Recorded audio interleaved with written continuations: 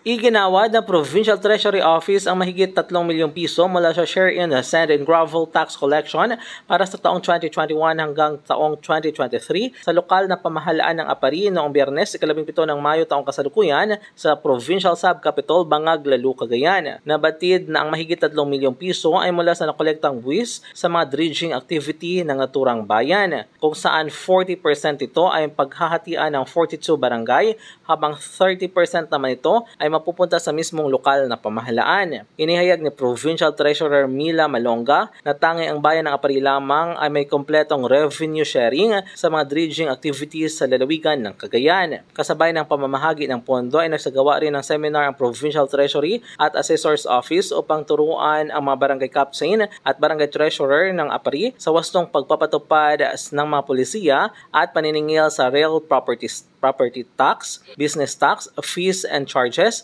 at ng mga economic enterprises sa kanilang mga nasasakupan. Samantala, kasama sa aktibidad sina Subcapital Building Administrator Retired Colonel Atanasio Macalan, Apari Planning Officer na si Mary Cruz Pagaduan bilang kinatuwa ni Mayor Brian Dale Chan, Provincial Assessor Engineer Alice Emma Pason at ibang empleyado mula sa tanggapan ng Provincial Office for People Empowerment o POPE. Dumalo rin sa naturang aktibidad si General